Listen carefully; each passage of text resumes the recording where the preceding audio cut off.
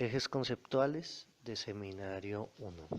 Tratar de relatar y relacionar los conceptos vistos en el seminario con imágenes y figuras.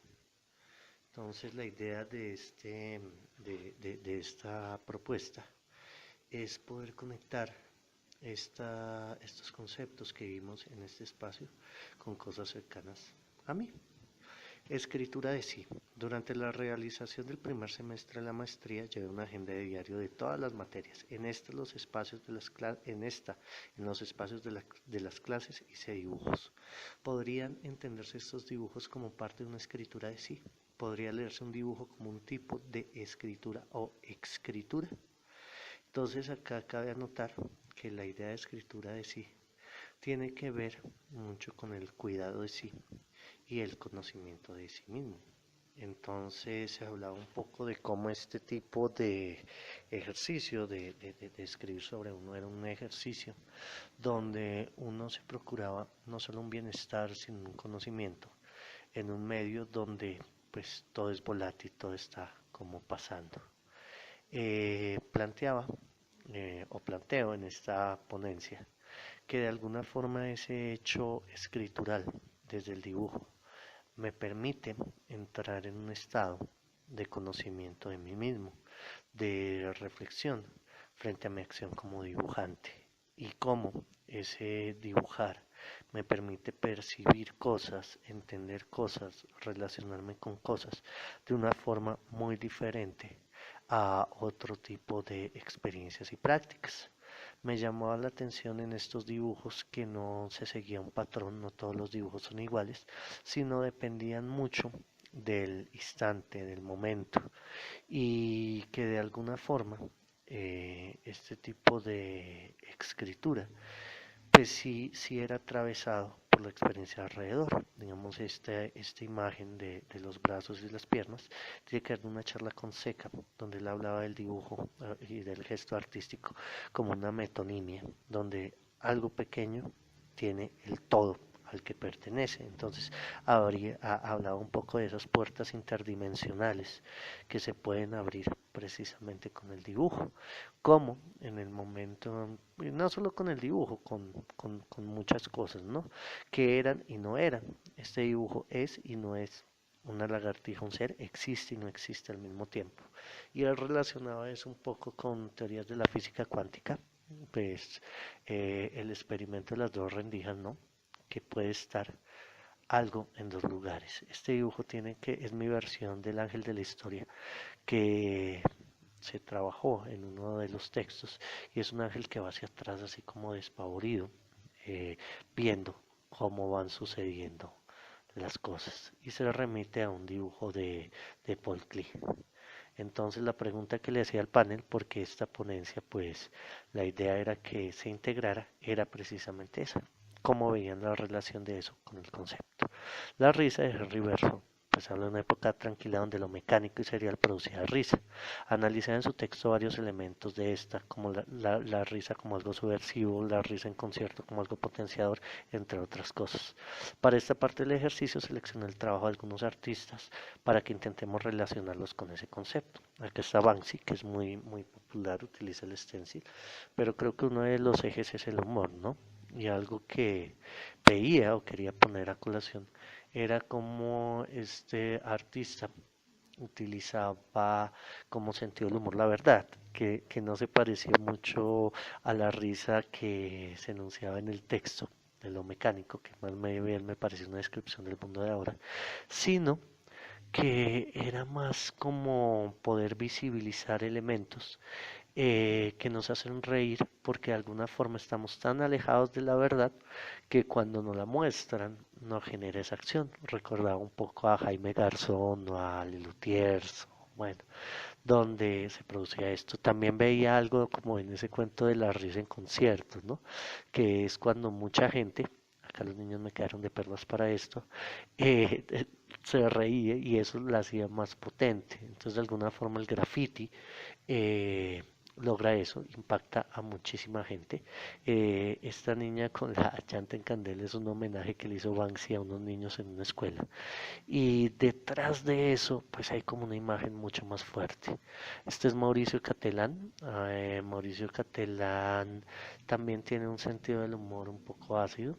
Acá, si pudiéramos ver la parte superior, está un vidrio roto donde cae ese meteorito, impacta al Papa y pues se puede interpretar como un gesto de Dios, ¿no? Ya cansado de ciertas cosas, pues hablando de pedofilia y todo ese cuento. Son esculturas, él utiliza también animales, es una constante, es famoso por los caballos colgados y bueno, ciertas cosas de esas, pero de alguna forma la composición en que él enlaza estos objetos sí está cargado de un sentido del humor, que nos está hablando de cosas reales. Digamos que la caricatura tiene algo muy interesante y es que se acerca mucho a la verdad. Este es un autorretrato de Mauricio Catelán irrumpiendo, ¿no? Saliendo o entrando dentro de la galería. Obviamente está con un protector. Esto es un hueco de verdad. Es una... Pero pues nos puede cuestionar un poco sobre ese no estar del artista en sus obras. Acá está Aquino, Aquino lo adoro, para mí la caricatura también es un arte, la buena caricatura. Y vemos que aunque es caricatura, vuelvo a lo mismo, es una enunciación de la verdad, ¿no? Entonces estos espacios que están tan normalizados, tan cohibidos, que no nos permiten hacer nada. Entonces llega esa limitante.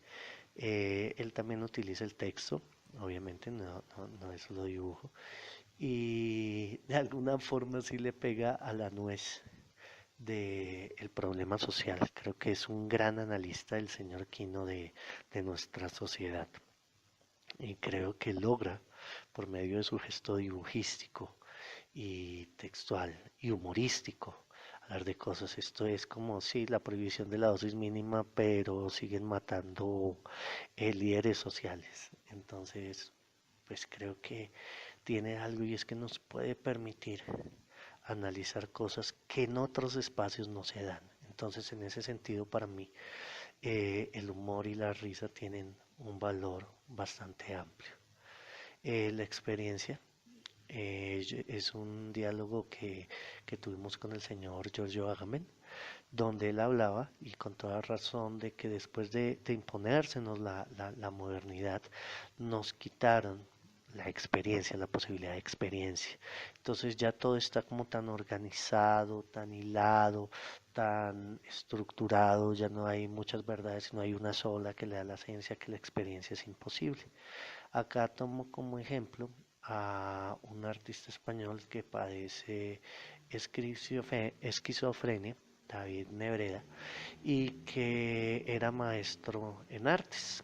Entonces, a él le da este padecimiento, se encierra en su apartamento y empieza a hacer un registro fotográfico de su experiencia en estos episodios de esquizofrenia.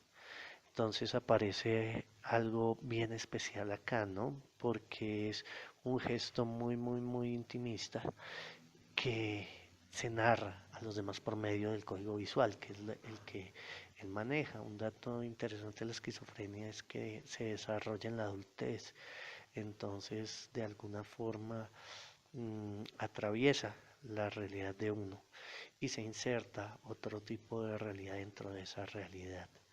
Y pues creo que a partir de estas imágenes podemos ver ahí la pregunta que le hace al público. Como les digo, esta ponencia, la idea era para participar, era cómo podíamos entender esto como experiencia. Salió algo interesante y alguien hablaba del trauma, ¿no? Que también se hablaba en posguerra, que era tan fuerte la cosa que no se podía narrar, pero acá este señor la está narrando, claro, de manera visual, pero la está narrando, la está mostrando y pues quedaba como ese enigma en la clase. Fue interesante.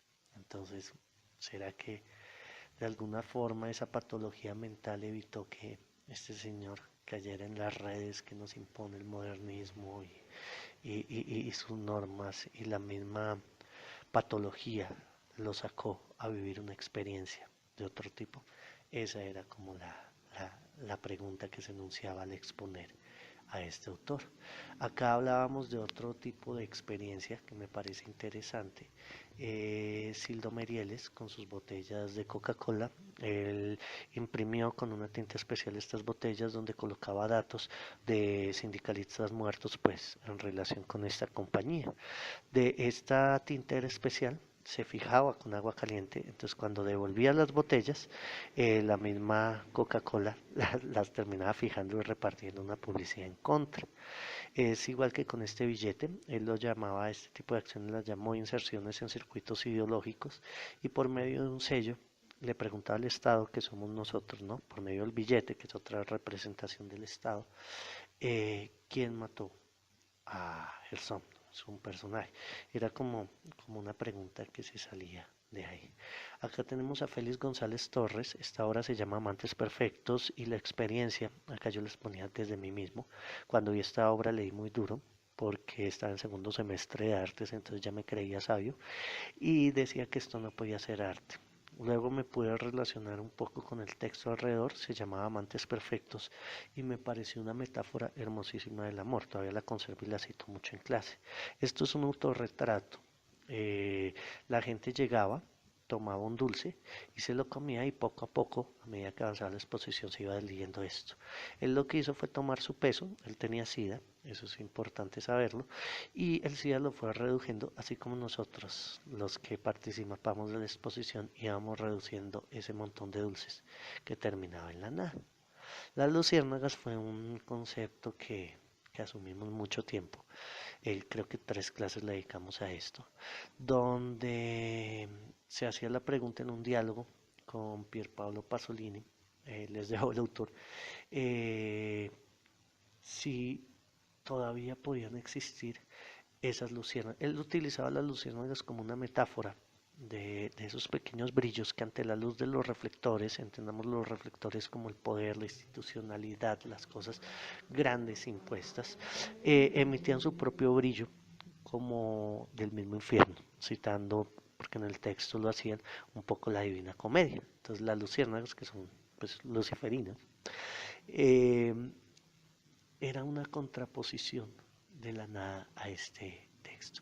Estaba Espacio 101, que era el que veíamos anteriormente, que es de Andrés Fricks, una persona que conozco y admiro, y que él a partir de su pequeño estudio empezó a hacer un ejercicio expositivo que poco a poco fue trastocando y mostrando cosas que no se mostraban en otras galerías.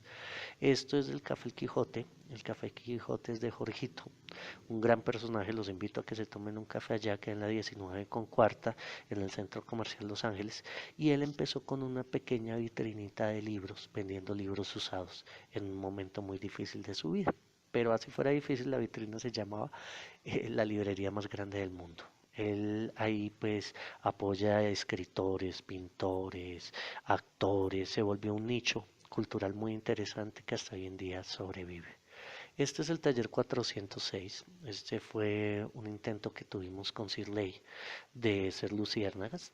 Nos ubicamos en el último piso de ese centro comercial abandonado y a partir de ese local empezamos a interactuar con otras personas y a generar proyectos que pues eran un poco, digamos, diferentes. Acá estamos en arte y filosofía. Invitamos a un poco de gente becándolos que participaran en este taller donde queríamos ver cuál era la relación entre arte y filosofía. Y después de divagar en el espacio de atisbar, nos íbamos a hacer ejercicios directamente a la calle con los elementos que teníamos, los caballetes de la clase de dibujo, las sillas del teatro, los espejos del baño, y configurábamos eso. Políticas estéticas fue el último concepto que vimos desde Rancière, donde habla de los regímenes estéticos impuestos y de cómo la verdadera política para él es esto que transforma esos regímenes, que de alguna forma construye una tercera vía que no se enfrenta a estos regímenes, sino que generan unas nuevas dinámicas para para generar un pensamiento distinto. Aquí está Kit Haring, que fue el primero que se me vino con su ejercicio en el metro, muy criticado por este youtuber García, Antonio García. Para mí es un bobazo, pero bueno, es interesante cómo él, por medio de esta acción, inserta sus imágenes dentro de un lugar donde solo caben las imágenes publicitarias, ¿no? Entonces genera un diálogo diferente en estos intersticios. Y acá esta palabra para mí es muy importante. El intersticio es el lugar que es un no lugar, que está en medio de las dos cosas, esa posibilidad que tiene el vacío. Entonces, es importante. Para mí este ejemplo de Gaudí es muy chévere porque creo que él entendió muy bien y se apropió muy bien y le siguieron la cuerda muy bien con esto de la tercera vía. Entonces, algún día tendré que conocer Barcelona, pero lo que he podido ver por elementos fotográficos y videos es como de alguna forma Barcelona y Gaudí se fundieron en una tercera imagen diferente. Este grupo es Gelitín. Ellos trabajan el arte relacional. Este es un oso, un muñeco de peluche, un conejo de peluche de 50 metros. Y la idea es que quede ahí hasta el año 2050 y que la gente que lo visita o lo ve o se relaciona con él pueda ver más o menos la descomposición